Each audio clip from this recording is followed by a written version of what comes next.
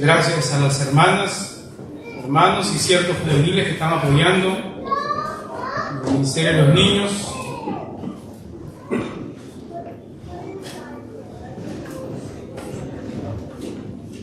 Los que se quedan, me imagino que ya fueron al baño todas las veces necesarias.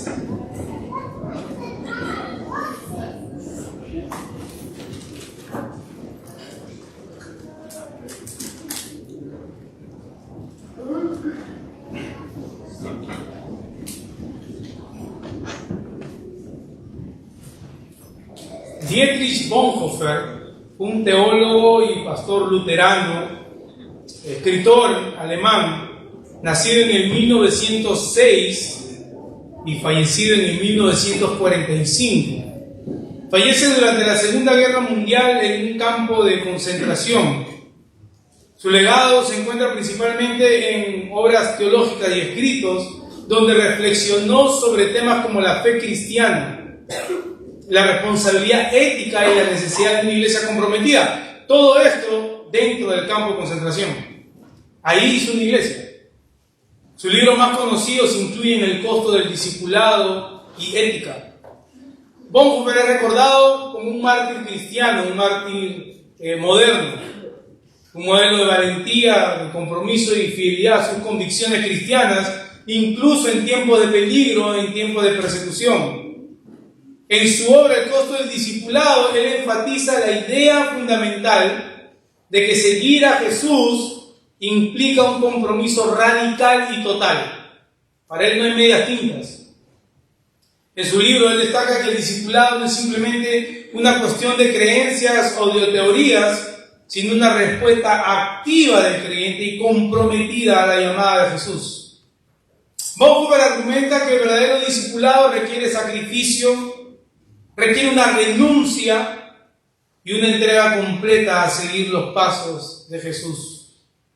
En el pasaje que hemos leído, Marcos 3, del 13 al 19, vemos cómo Jesús llama a sus discípulos. Y vemos también que Él no elige a eruditos religiosos o a los más destacados de la sociedad, sino a personas comunes y corrientes, con las cuales nosotros bien nos podemos identificar. Este pasaje, hermanos, resalta la idea de que el llamado de Jesús va más allá de las expectativas convencionales, llamando a aquellos que respondiendo al llamado están dispuestos a dejar todo y seguir. Bonhoeffer también señala que ser discípulo de Cristo implica un costo. No se trata de una simple adhesión intelectual. No, tampoco se trata de una simple emoción, sino de una entrega completa de nuestras vidas a seguir a Jesús. Es la idea que tratábamos de encerrar el domingo pasado. Incluso cuando esto signifique enfrentar desafíos, aun cuando esto incluya sacrificios. Este autor aboga por un discipulado auténtico y comprometido. Y nos recuerda que el discipulado es un compromiso serio y radical que demanda entrega. Ahora, al reflexionar al llamado de Jesús a sus discípulos en Marcos, somos desafiados en considerar el verdadero significado de seguir a Cristo.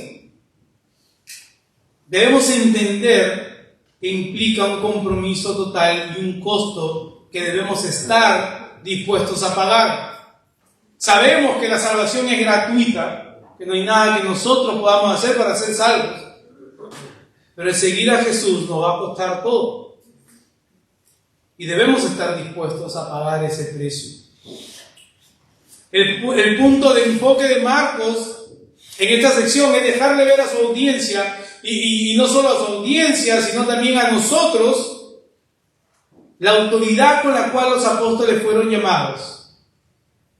Pero también como cada uno de nosotros hemos sido llamados con esa misma autoridad. Es Jesús mismo quien nos llama. Y Marcos va a ser bastante evidente que en todo tiempo la iniciativa y la autoridad del llamado nacen de Jesús.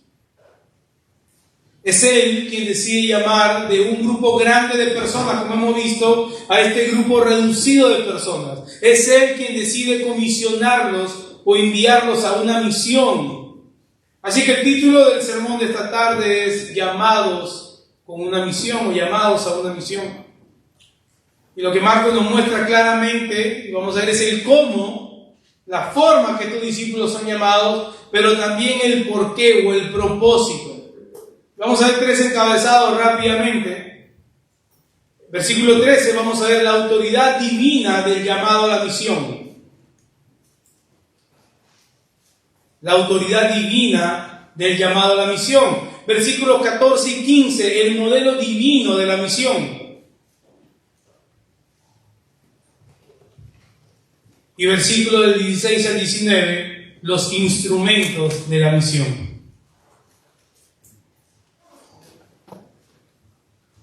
Es importante, hermanos, que entendamos el impacto que Marcos quiere causar en aquellos que leían este evangelio. Una iglesia en el primer siglo que se reúne a escondidas, que podría experimentar también dudas, y al leer estas líneas, al ver que su llamado a la misión, a la predicación, ha sido producida divinamente, ellos podrían responder perseverando. Y no es diferente para nosotros, hermanos. Ese sigue siendo el propósito para esta iglesia cuando leemos esta porción de la Escritura. Así que es mi intención poder transmitir el propósito por el cual el autor escribió este evangelio. Así que quiero transmitir ese sentir a esta iglesia local. Pero para ellos, hermanos, es necesario recurrir al único que puede aplicar su palabra a su pueblo, que es Dios. Así que acompáñenme en oración, por favor.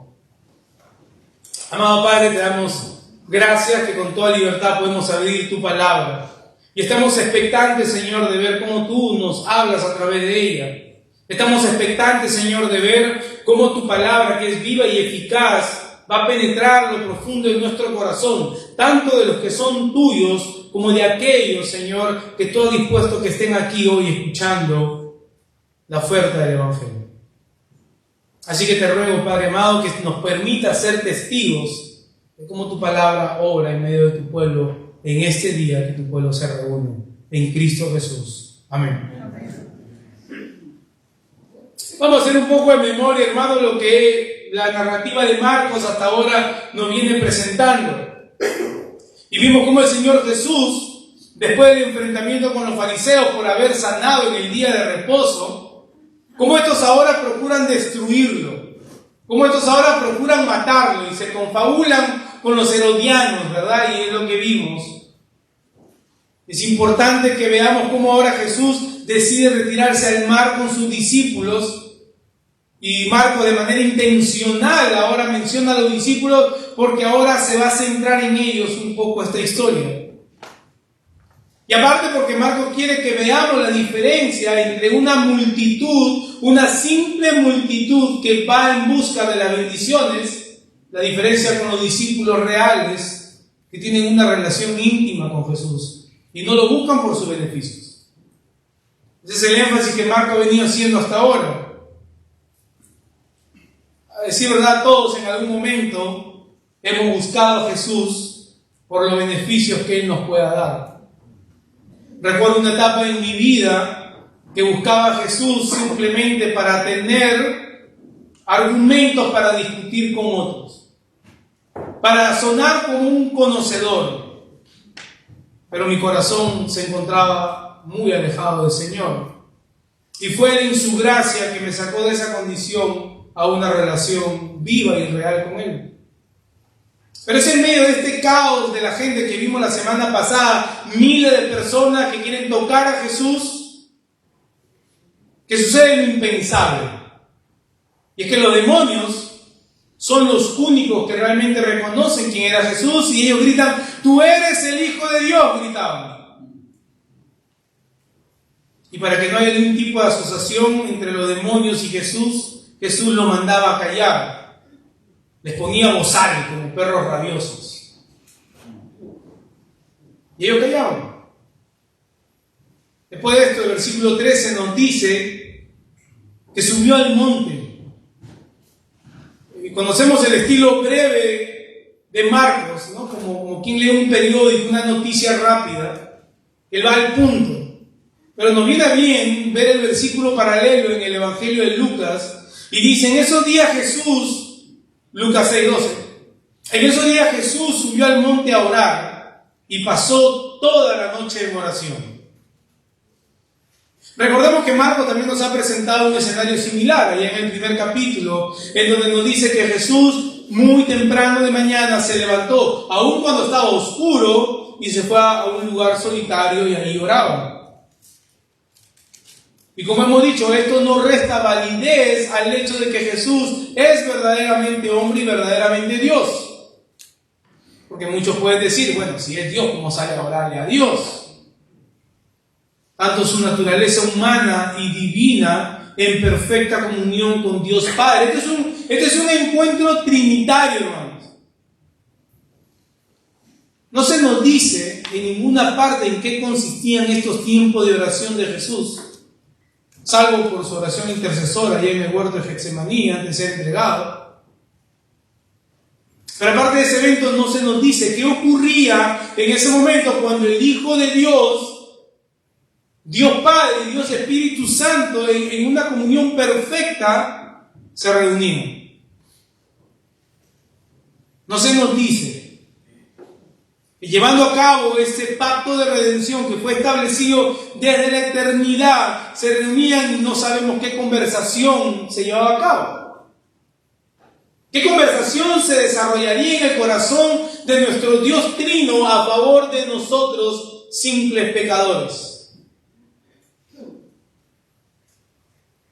Nuestra imaginación quizás no llega hasta allá. Algo que no debemos olvidar también son las debilidades propias del cuerpo y la naturaleza humana que tenía Jesús. Él necesitaba hallar descanso también en el regazo de su Padre. Recordemos la escena que acaba de ocurrir. Miles de personas de 7 pueblos distintos no solamente venían a escucharlo, se tiraban encima de él. Así que esto debió haber sido agotador para Jesús. Porque él se cansaba, hermanos. Esa es la parte que no podemos comprender. Así que él acaba de pasar una escena caótica. Miles de personas se tiraban encima, lo aplastaban y a otros lo querían matar. ¿Cuánta presión debió haber sobre el corazón de Jesús? Lo que nos ayuda, hermanos, a ver es que nuestros sufrimientos no son sufrimientos solo nuestros, los sufrimos junto a Jesús. Él experimentó cansancio, Él también experimentó todos los sufrimientos propios de la carne, pero no una carne caída, obviamente.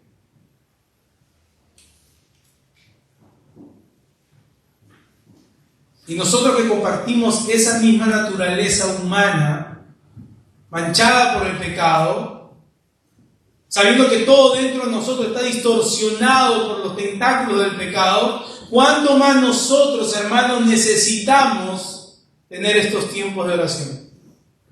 Si Jesús en su humanidad necesitaba descansar en el regazo de su Padre, si Jesús en su humanidad necesitaba esta comunión perfecta con su Padre, ¿cuánto más nosotros, que tenemos esta naturaleza humana pero caída, manchada por el pecado, cuánto más necesitamos entrar en tiempos de intimidad de oración? ¿Cuánto más nosotros necesitamos hallar descanso en el regazo de nuestro Padre Celestial? Descanso de toda tribulación, hermano. La vida no es fácil. Tribulados a todo momento. ¿Cuánto necesitamos el descanso de toda lucha, no solo externa, pero interna? De toda duda. Descanso de toda aflicción. Descanso, hermano, de toda tentación. Sabemos, ¿verdad, hermanos, que podemos ir a Él en medio de nuestras tentaciones? Él se compadece de nosotros. Cristo lo ha hecho posible. Ahora por medio de Él podemos tener acceso directo al Padre. Él es nuestro sumo sacerdote y ahora el Padre nos ve por medio de la justicia de Cristo, la cual se nos ha sido traspasada, trasladada, imputada a nosotros. Hemos sido revestidos de su justicia, de su vida de obediencia perfecta. Y aunque nuestra mente muchas veces no llega a entender eso, debemos vivir en esa realidad. Algo que sí nos muestra también el pasaje es que esto era habitual para el Señor Jesús. No era algo que Él lo hacía una vez a las 500, sino que era algo que hacía muy seguido. Él se apartaba y buscaba un momento en la intimidad. Un momento alejado del tumulto, un momento alejado hasta de sus propios discípulos para poder orar. Y tales momentos deben marcar la vida de todo discípulo de Jesús. Muchas veces nuestra respuesta a los tiempos de oración es, vamos a orar. Muchas veces nuestro tiempo de oración no pasa de 3 minutos. O a veces oramos como que no tenemos nada más que decirle al Señor y nuestra oración es la misma todos los días, todas las semanas. Y hay tanto que agradecerle al Señor.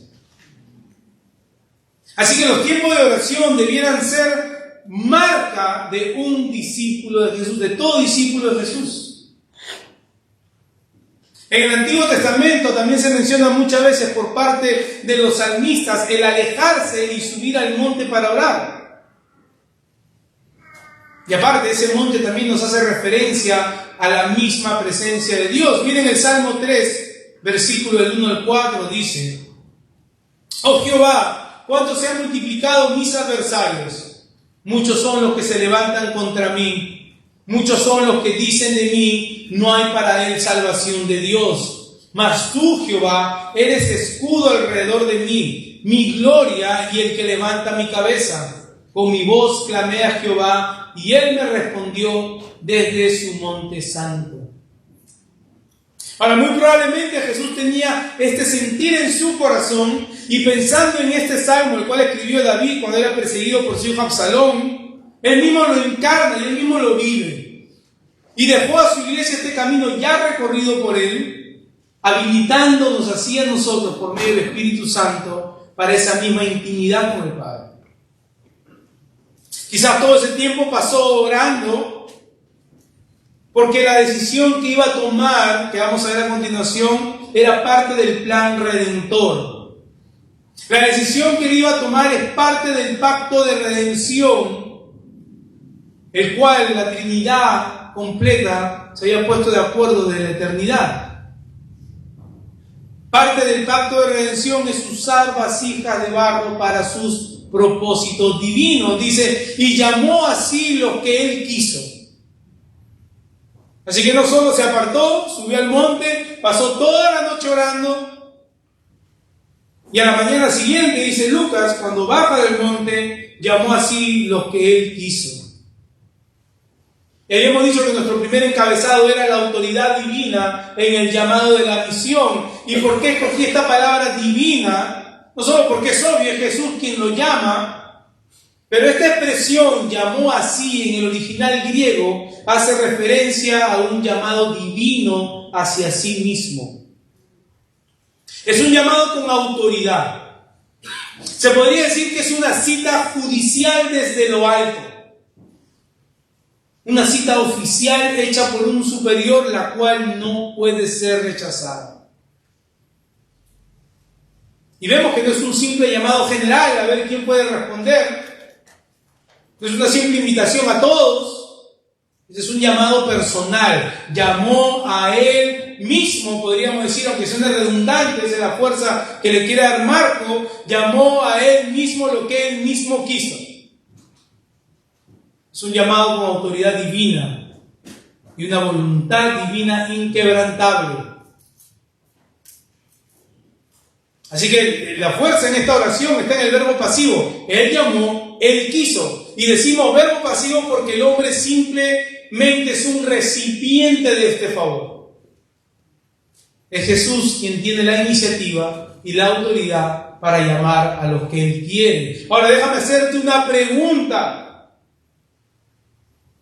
¿Está de alguna manera condicionada la voluntad libre, divina y autoritativa de Jesús para llamar a él mismo lo que él mismo quiere? De ninguna manera está condicionada por absolutamente nada. Algunos creen que Dios ha provisto el medio, es lo que se llaman los provisionistas.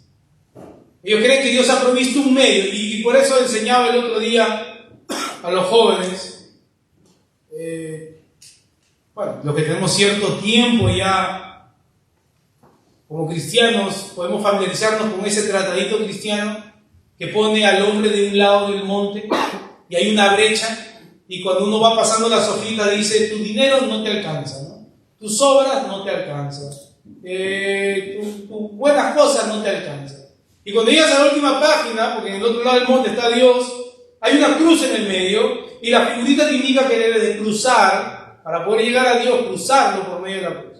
Y ese tratadito es muy lindo y todos hemos aprendido con ese tratadito, pero no le hace justicia a la verdad divina, y la verdad divina es que Él nos ha trasladado de las tinieblas a su luz admirable. Él no simplemente ha puesto a Cristo como diciendo: a ver quién quiere pasar. Esa no es la verdad divina. Así que muchos piensan que Dios ya ha provisto todo lo necesario, pero que depende enteramente del hombre para ir a Cristo. Y la Escritura es clara una y otra vez, implícita o explícitamente, nos dice que nadie puede venir a Dios porque nadie quiere. Y es más, nadie puede ir al Hijo si el Padre mismo no lo arrastra. Ahora, esto ha causado dificultad en la mente de algunos que, queriendo hacer ver bien a Dios, le quieren hacer el favor de que no se vea así tan radical, apelan a otra explicación, diciendo que Dios ya vio en el futuro a aquellos que iban a aceptar a su Hijo. Eso es lo que para ellos quiere decir a los que antes conoció de Romanos 8:29. Y en vista de que Él ya vio en el futuro y vio que ellos decidirían por Él, entonces Él los predestina a salvación. Pero eso no tiene ningún sentido conforme leemos la Escritura. Toda la Escritura, hermanos, desde el Génesis hasta el Apocalipsis, hasta la consumación de todo, vemos que la obra de salvación no solo nace en la mente de Dios Trino, es llevada a cabo por el Dios Trino. Él es el quien otorga la fe necesaria para que el hombre se salve. Él es quien regenera corazones que están muertos en sus delitos y en sus pecados. Él es quien santifica, Él es quien justifica y quien glorifica a aquellos que Él tenía intencionado desde antes de la creación del mundo salvar. Y todo eso por su propia voluntad, como lo dice Efesios. ¿Cuál es la respuesta? Entonces, ¿está su voluntad condicionada? De ninguna manera, por nada externo. Él no ve nada bueno en ti ni ve nada bueno en mí. Él no ve tu potencial. Porque nuestro potencial no está en el infierno. ¿Cuál es la respuesta de aquellos que Él llamó entonces? Vinieron a Él. Y después subió al monte y llamó hacia los que Él quiso y vinieron a Él. Una respuesta inmediata. El teólogo Arci Sproul le escribió acerca de este texto lo siguiente, y cito: en un sentido, esta es la mirada microscópica a lo que Jesús hace por todo el reino de Dios. Él llama a Él mismo a los que Él quiere. Y la palabra griega que se traduce como iglesia es eclesia. Esta palabra es un sentido sencillo que quiere decir aquellos que son llamados hacia afuera. Puesto de otra manera, la iglesia invisible, la verdadera iglesia, está compuesta por aquellos que Dios ha llamado, no solamente externamente, pero internamente por medio del Espíritu Santo, fin de la cita. Esa es la autoridad divina con la cual todo creyente es llamado. Cada uno de nosotros que hemos sido llamados a salvación, somos llamados con la misma autoridad. Y somos llamados a una misión: anunciar las virtudes de aquel que nos salvó. ¿Crees que tu salvación ha sido diferente? Hasta ahora tú piensas que eres tú quien buscaste a Dios. Hasta ahora piensas tú que porque naciste en un hogar cristiano posiblemente, eso te ayudó a que tú busques de Dios. ¿Aún crees que tú fuiste el que salió buscando a Jesús? Estaba el pastor perdido y la oveja salió a buscar al pastor. Y la oveja llama al pastor: ven. Él no estaba perdido, hermanos. Tú estabas perdido. Yo estaba perdido. Y nos llamó con autoridad divina. Y por eso adoramos su nombre, a ver su amor, a ver su benevolencia con nosotros. Porque nos libre Dios de robarle cualquier tipo de gloria pensando que nosotros fuimos a buscarlo, hermanos. Pero no solo llamó a estos hombres comunes, como vamos a ver, sino que también le dio el modelo de la misión. Ellos no tenían que ir por ahí inventándose nada. Ellos no son como nosotros. Nosotros queremos inventarnos de todo, a ver de qué manera podemos hacer el evangelio un poquito más atractivo. Él le daría el esquema. Mire el versículo 14, dice, estableció a 12. Esta palabra estableció quiere decir los afirmó, los designó. De esta palabra, es la palabra de donde cogemos la palabra poiema, que quiere decir crear, crear de la nada. Entonces cuando leemos que dice que Él los estableció, nos está diciendo que Él los creó para esto. Él los hizo. Es la misma palabra que usa Pablo cuando presenta su argumento allá en Romanos 9, a esta supuesta persona que está protestando acerca de la voluntad del Padre, y dice en Romanos 9:20, mas antes, oh hombre, ¿quién eres tú para que alterques con Dios? Dirá el vaso de barro al que lo formó, ¿por qué me has hecho así? Y ahí está la palabra, hecho. Es la misma palabra. Esa es la palabra que usa Marcos.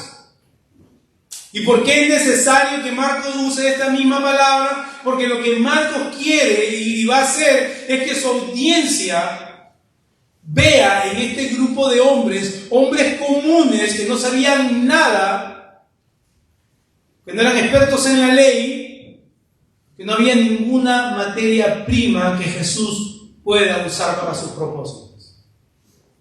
Y que Dios levanta hombres comunes, simples. No había en ellos nada que pudiera asombrar a Jesús. Y eso debe traer a nosotros un gran confort, hermanos. Porque eso nos describe perfectamente a ti y a mí. Hombres y mujeres simples. Usted puede creer sabio. Espero que no.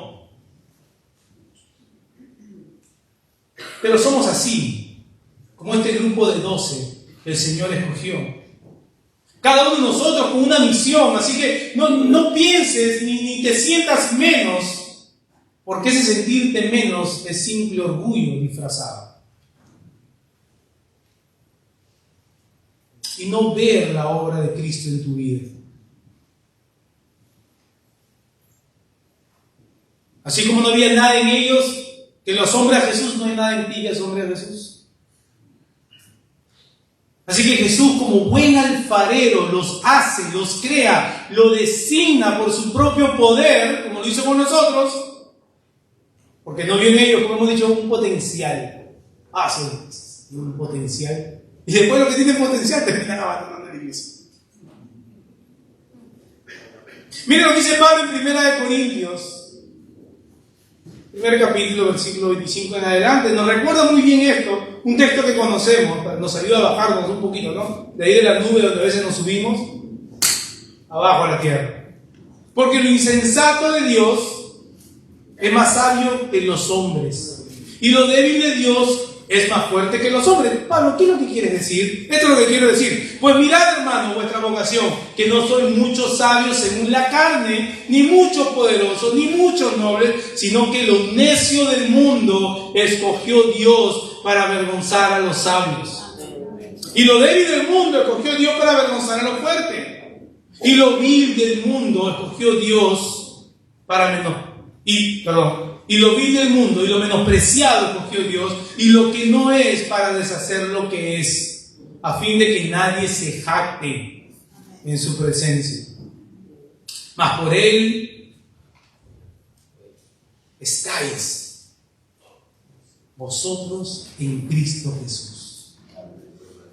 el cual nos ha sido hecho por Dios sabiduría, justificación, santificación y redención, para que, como está escrito, el que se gloría, gloríese en el Señor. ¿Verdad? Así que de la manera como Él llama a estos 12, de la misma manera como hemos sido llamados nosotros. Para esto le puede sonar repetitivo, pero ¿cuánto necesita nuestro corazón esta gran verdad? Y de esa misma manera nos comisiona, no porque haya nada bueno en nosotros, porque somos los viles de este mundo.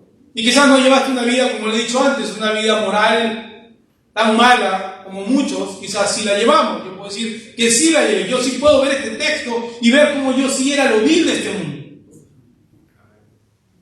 Aún así, si tú no caíste tan profundo como otros, te adorabas a ti mismo, así que eras lo vil de este mundo. Aún así, a Dios le ha placido, nos ha encargado el ministerio de la reconciliación para llamar a todo hombre al arrepentimiento. Cuando digo hombre, incluyo mujer, obviamente. A todo hombre, a toda mujer, de manera indiscriminada a la reconciliación con Dios por medio del Hijo. Jesús mismo le dijera más adelante a sus apóstoles en Juan 15, ustedes no me escogieron a mí, yo los escogí a ustedes. Amén. Y ahí es una vez más donde vemos este verbo pasivo, porque no es el hombre que hace, es Jesús quien llama. Volviendo al texto, Jesús establece 12. ¿Y por qué 12? ¿Por qué no 10 o 15? ¿Es acaso un número estratégico? ¿Es acaso un número empresarial? Muchos grupos sectarios como el G12 han querido introducir esta forma de pirámide, pero no es lo que Jesús estaba haciendo. Sin lugar a dudas, lo que Jesús está haciendo es evocar en la mente de los testigos, de las personas alrededor, y marco a sus lectores una estructura que era conocida por ellos en el Antiguo Testamento acerca de las 12 tribus. Muchos comentaristas y autores coinciden en decir que Jesús está aquí estableciendo la constitución del Israel renovado. Ahora, veamos bien el orden con que Marcos nos presenta el modelo divino de la misión, porque en ese segundo encabezado es el que estamos, y la palabrita para nos va a decir el porqué, es obvio, nos va a dejar ver el propósito, y vamos a ver como primer propósito, y estableció a 12, ¿para qué? Primero, para que estuviesen con Él. Jesús llama a los 12, los constituye, los crea, los hace, y es increíble, primeramente para que tengan intimidad con Él, para que estén con Él. No es que Jesús los constituye y le dice, vayan por ahí, cada quien haga lo que tiene que hacer, porque no es hacer sin antes ser. Así que el modelo divino de la misión empieza primeramente teniendo una intimidad con el Señor. Esto es lo que necesitan estos 12 hombres. Esto es lo que necesita entender la iglesia primitiva, y esto es lo que necesitamos entender tú y yo, hermano, que hemos sido llamados primeramente a vivir en intimidad con el Señor Jesús. Amén. Y eso se debe reflejar primero en nuestro crecimiento en dependencias a Él. Cada día dependemos más de Él. Debemos reflejarlo conforme vamos creciendo en conformidad a su palabra. No, yo quiero obedecer lo que Él dice. No voy escogiendo como un buffet, una ensalada. Esto me gusta, esto no me gusta, esto es para mí, esto no es para mí. A la renuncia diaria del pecado. En el constante estado de humillación por el pecado, del cual soy consciente aún habita en mi corazón. Crecer en obediencia a la voluntad del Padre. Ser entrenados por medio de la iglesia local, ser disciplinados, etcétera, etcétera. Así que somos llamados a tener una intimidad, una relación personal viva con Jesús, y esto se debe reflejar en estas cosas que he mencionado. Estos hombres han sido llamados a dejar ciertamente todo lo que queda atrás y proseguir al blanco que es Cristo Jesús, al supremo llamamiento en Cristo Jesús. Y así como empieza el modelo de la misión, entrando en una relación íntima con Jesús, huyendo de la ciudad de destrucción.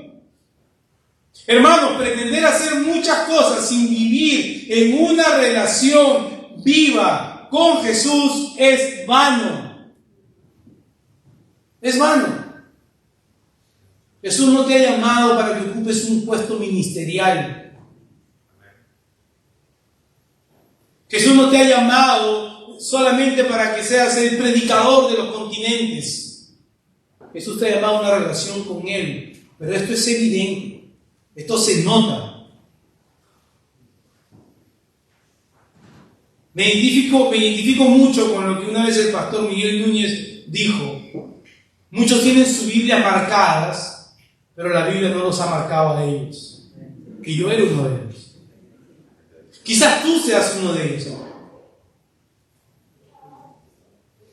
Quizás tú estás aquí sentado y tú no comprendes que el momento de haber sido llamado a la salvación ha sido llamado primeramente no a ejercer un puesto, no a considerarte el líder, sino a tener una relación con el Señor. Una relación íntima. Él quiere que estemos con Él, hermanos.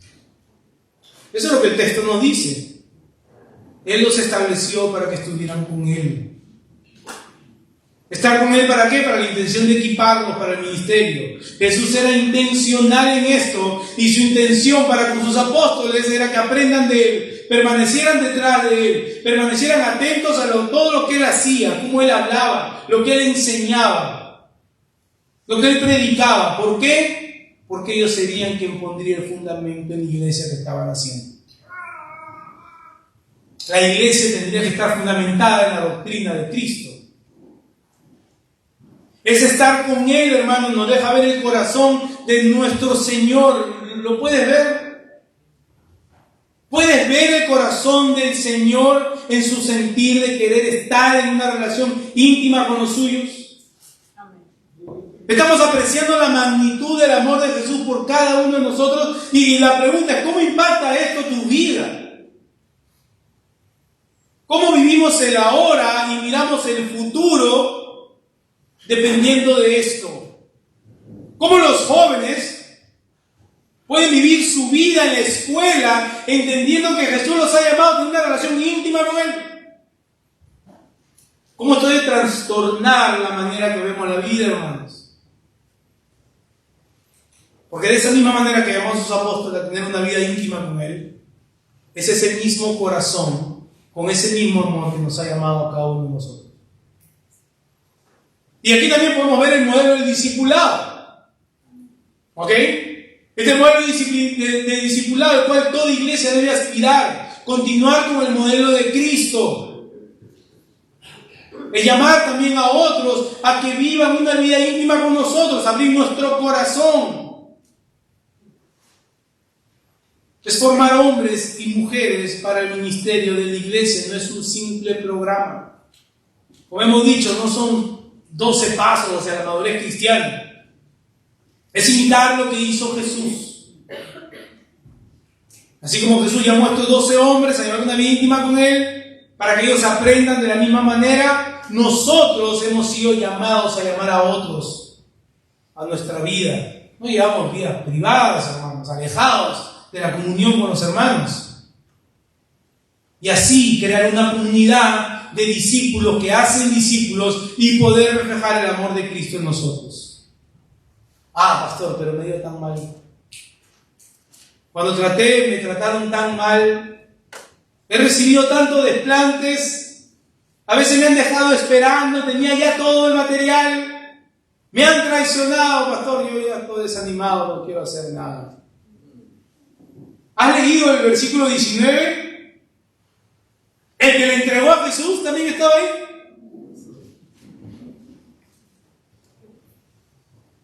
¿Acaso a Cristo no le pasó lo mismo, hermano? Le pasó lo mismo. Él se identifica con tu dolor. Tú sigue imitando a tu Señor. Él es quien te sostiene. Amén.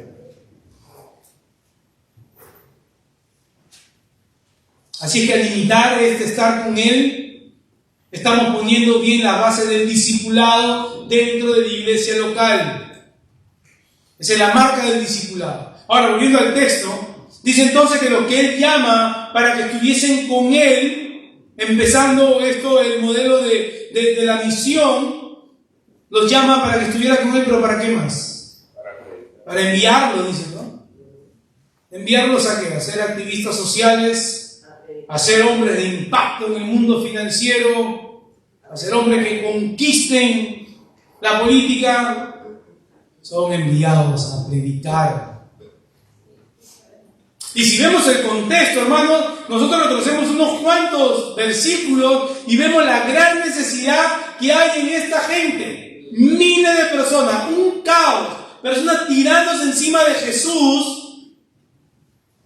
pero hacía falta quien les predique el Evangelio. Ese es el contexto. Marcos quiere que esto quede impregnado en la mente de sus lectores originales, que en medio de la persecución, en medio de los ataques de Satanás, en un mundo que los va a perseguir, en un mundo donde muchos van a ir solamente por los beneficios, que han sido llamados primeramente con Cristo, con el propósito de predicar la palabra. Amén. Eso es como si Jesús le estuviera diciendo, mire, ¿ustedes se acuerdan de esos miles y miles de personas? Todo ese gentío, ellos necesitan escuchar el Evangelio y yo los he designado a ustedes para esto. Ustedes son los que van a predicar el Evangelio. Esta vida íntima con Jesús, que es la respuesta ante el llamado divino con autoridad que hemos recibido, nos permite perseverar, hermanos, en el modelo divino que el Señor ha diseñado para su iglesia. Porque es fácil que nosotros confiemos en nuestras fuerzas, no vemos el fruto, no veo el fruto de cambio en mis hijos, no veo el fruto de cambio en las personas que discipulo, no veo el fruto de cambio en mi esposa, en mi esposo, en mi alrededor, y yo no quiero nada. No, hermano, confía en lo que el Señor lo ha llamado. Confía, mi hermana, en lo que el Señor te ha llamado. Amén. Volver a entender que hemos sido llamados a una relación con el Señor nos ayuda a perseverar. Predica el Evangelio. Mire lo que Pablo le dice al joven Timoteo en medio de toda una duda de su ministerio, de hombres mayores que lo tenían por poco. Te encarezco delante de Dios y del Señor Jesucristo, que juzgará a los vivos y a los muertos en su manifestación y en su reino. ¿Qué, Pablo? ¿Qué le dices a Timoteo? Que predique la palabra, que instes a tiempo y fuera de tiempo, redarguye, reprende, exhorta con toda paciencia y doctrina. Que falta de amor de Pablo. Esa es la misión, hermano, a la que hemos sido llamados. Y así como Jesús estableció muy clara su agenda, que había venido a predicar, así Él deja esa misma agenda a aquellos que Él ha escogido, aquellos que Él mismo ha comisionado, a predicar el Evangelio, a anunciar el Evangelio, a no avergonzarnos del Evangelio, porque es poder de Dios para salvación, y es necesario que la iglesia predique todo el consejo de Dios. Y como hemos aprendido, hermanos, esto no es solo responsabilidad de aquel que se para en el púlpito, porque todos nosotros tenemos un púlpito. Usted tiene una mesa donde comparte los alimentos con su familia, ¿verdad? Usted tiene un momento que sale con su hija al mall, con su hijo a comprar algo. Tú vas al laundry con alguno de tus hijos que te ayuden. Sales de compras con tu esposa, con tu esposo. Usa ese tiempo, ese es tu púlpito. El Señor nos ha comisionado para esta gran tarea, aunque esto traiga consecuencias. Muchos pueden irse, hermanos, cuando la predicación es bíblica y los confrontan. ¿Y qué vamos a hacer? Muchos pueden llegar a ser perseguidos por una predicación así. Muchos pueden llegar hasta ser asesinados, como vemos alrededor del mundo. Nada de eso debe hacernos retroceder. Versículo 15 dice que tuviesen autoridad para sanar enfermedades y para echar fuera demonios. ¿Qué marcas acompañarían a estos 12 que son comisionados con toda autoridad por Jesús? 2 marcas. necesarias para el momento. Sanar enfermedades y echar fuera demonios. En este punto es necesario decir, hermanos, que estas marcas son marcas únicas que acompañaron a los apóstoles. Fueron temporales para la iglesia. Nosotros leemos los registros del Nuevo Testamento y vemos cómo poco a poco estos dones extraordinarios fueron desapareciendo para darle paso a los medios ordinarios que el Señor estableció en su iglesia. Ahora, muchos hoy quieren imitar esto. Muchos pretenden llamarse sanadores. Vayan allá que todos van a ser sanados. Y digo, ¿por qué no van al hospital de niños? Digo, siempre la misma pregunta. No hay un registro fiel de esto. Ahora, ¿qué es lo que la iglesia debe hacer? ¿Hay alguno entre nosotros enfermo? Ven aquí adelante. Oramos, imponemos la mano, rogamos al Señor. Y el Señor lo puede sanar en ese mismo instante porque es un Dios de milagros. Nosotros no decimos que Dios no hace milagros. Lo que vemos es que estas marcas acompañaban exclusivamente a otro don, que era el don del apostolado. No era meramente un oficio, era un don. Así que la iglesia cree que Dios sigue sanando, claro que sí. Hay que orar, ¿verdad? Yo conozco una hermana que estaba con cáncer terminal 4 y va a morir. Y una noche se levantó y no tenía cáncer. Y la iglesia había pasado toda la noche orando, hermanos. Pero lo que no vemos es que haya una persona que posea el don de sanidad. Que por donde va, con su sombra la gente cae y son sanados. Eso fue desapareciendo conforme comenzamos a leer las epístolas. Hasta el punto que la autoridad máxima llega a recaer en la iglesia, quien es en la iglesia ahora que comienza a mandar a los apóstoles. La segunda marca era echar fuera demonios.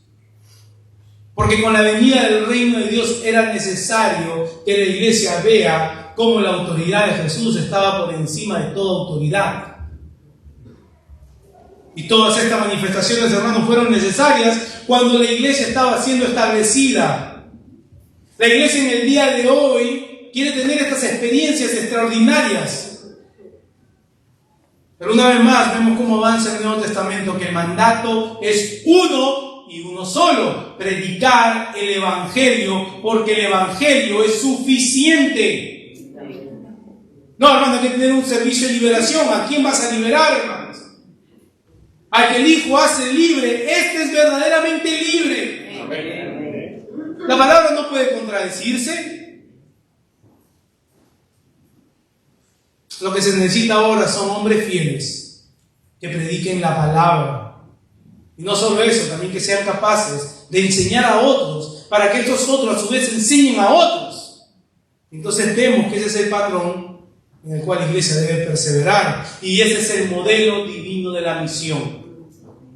Podemos añadir ciertas cosas, ¿sí?, pero sin manchar la predicación del Evangelio. Ahora, ¿quiénes serían los instrumentos, o como dice nuestro tercer encabezado, cuáles son los instrumentos de la misión? A Simón, a quien puso el sobrenombre Pedro. Con esto cierro, hermano, no se preocupen. A Jacobo, hijo de Zebedeo, y a Juan, hermano de Jacobo, a quienes apellidó Boanerges, esto es, hijo del trueno. A Andrés, Felipe, Bartolomé, Mateo, Tomás, Jacobo, hijo de Alfeo, Tadeo, Simón el cananista y Judas Iscariote, el que le entregó, y vinieron a casa. Para no dar una biografía de cada uno de los apóstoles, hermanos, podríamos decir en resumen que eran hombres simples, muchos de ellos sin nada en común el uno con el otro, al cabo de aquellos que eran pescadores. Por lo contrario, había aquí dos que eran súper, recontra enemigos. ¿Se acuerdan de Leví, el recaudador de impuestos? ¿Ok? Que era considerado traidor a la patria, era considerado ladrón, estaba considerado en el mismo grupo de los asesinos, prohibido de entrar a ninguna sinagoga. Bueno, en ese mismo grupo, Jesús agarra a Leví, Mateo, y llama a Simón el cananista. Un imperialista y un terrorista. Alguien que pertenecía a un grupo que buscaba derrocar el poder romano. Considerado un subversivo. ¿Se imaginan a los dos hermanos mirándose cara a cara? Eso es más fuerte que algunas miradas que nosotros a veces lanzamos. Ahora ellos han renunciado a todo. Eso es lo que es una verdadera renuncia, hermano. Renuncian a sus ideales, renuncian a sus posturas, a sus propios intereses, porque han sido comisionados para algo mayor, ir a predicar la buena nueva de salvación. Han sido llamados a una intimidad con Jesús, a ser discípulos de Cristo, con el propósito de llevar a cabo este modelo de misión. Y nosotros aquí, hermanos, con menos diferencias. Uno de Dominicana, otro de Guatemala, uno de Perú, otro de Chile, menos diferencias. Muchas veces no podemos encontrar algo en común que nos permita servir con gozo. Y porque creo que no entendemos a la intimidad que hemos sido llamados con Jesús. Y eso es lo que debe transformar nuestro corazón, de manera tal que ahora no veo a mi hermano, no veo a mi hermana por lo que era, no juzgo más en la carne, o no debiéramos jugar más en la carne, sino por lo que es en Cristo. Esta intimidad con Jesús, hermano, es lo que nos da la identidad que debiéramos tener.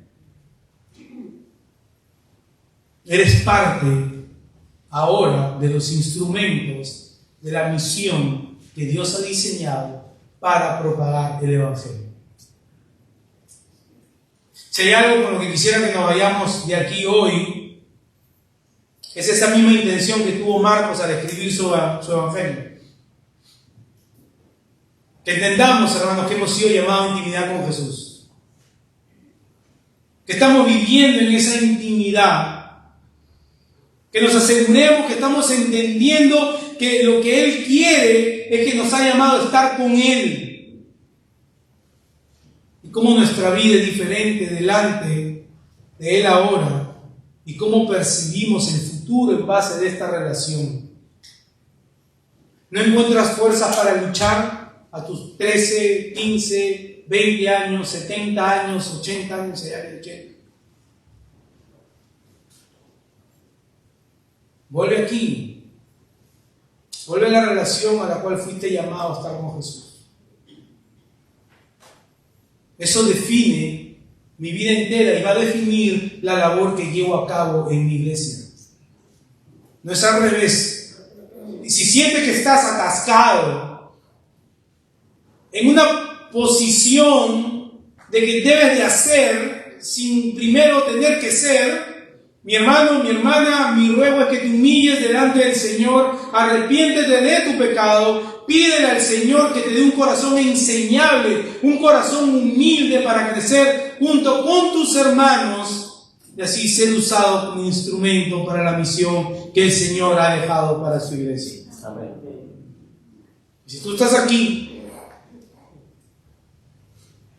y no conoces del Señor, a esta misma relación te llama el Señor. Y espero que tu corazón esté compungido como aquellos que escucharon la predicación de Pedro y digan, ¿qué debo hacer? Arrepiéntete y bautízate en el nombre de Jesús y vendrán días de refrigerio delante del Señor. La invitación está abierta. Corre a Cristo, ahí donde estás, ruégale por misericordia, pídele perdón por tus pecados. Humíllate delante de Él y confía en la obra plena y perfecta de Jesús en la cruz del Calvario, que si tú vas a Él, Él no te ha de rechazar. Oremos. Amado Padre, te damos gracias, Señor, porque renuevas nuestro entendimiento, Señor, de lo que por el pecado de nosotros, porque los afanes de la vida nos distraen, nos olvidamos a lo que hemos sido llamados, Señor. Primeramente, a estar contigo, Señor. en una frase tan simple encierra la magnitud de tu amor para con tu iglesia. Ayúdanos a vivir en esa realidad, pero también a relacionarnos con otros basado en esa realidad, en Cristo Jesús. Amén.